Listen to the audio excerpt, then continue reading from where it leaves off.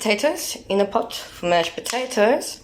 Interesting fact, see the white foam that's forming on the top? That, believe it or not, is actually starch.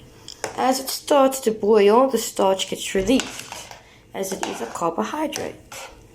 We are going to be making mashed potatoes tonight with borscht and veggies, and maybe some sweet carrots depending on my mood.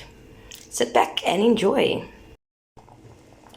Interesting fact, once your potatoes start reaching the rolling boil, place a wooden spoon on top of the pot.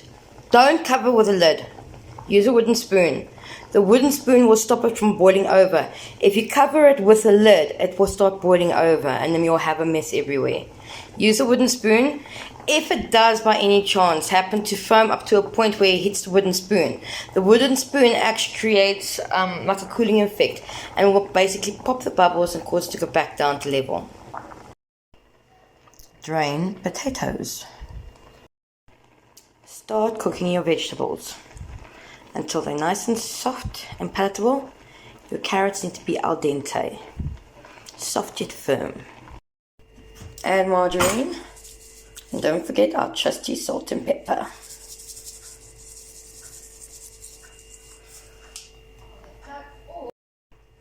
Mash, mash, mash. Smash, mash, mash, mash, mash, mash. And then you add milk. Milk and mayonnaise. 2 tablespoons should be suffice. Add your mixed herbs. Give it a good mix.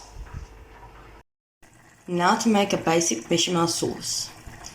You add your margarine, then you add flour, you stir it into a roux, it'll make a little ball, and then we're going to add milk to it, and it'll make a nice thick sauce.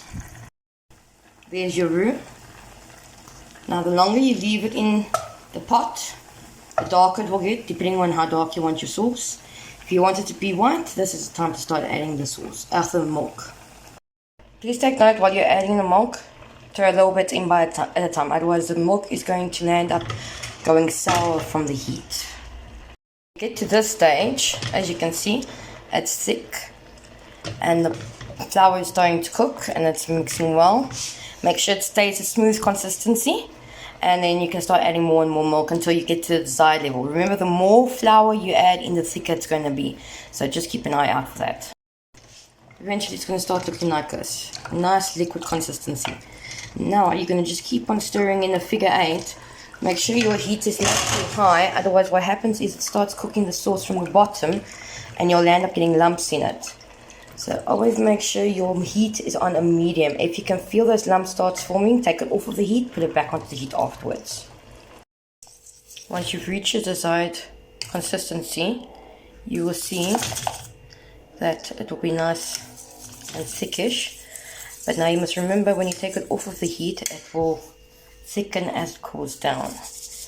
Add your salt and pepper, season well. You need to remember that starch does cover the salt quite a bit, so depending on how salty you want it or how pepperish you want it, you add to your own convenience. Add vegetables. Okay, once the vegetables are added, please remember to make sure your salt and your seasoning is correct. During this process you can always add extra spices to it if you want to. And please make sure before you start the sauce, you've got your wors in the oven already baking. Now we're just waiting for the wors. Add your wors and the sauces of the wors. Dish up first the mash and the food. Bon appetit.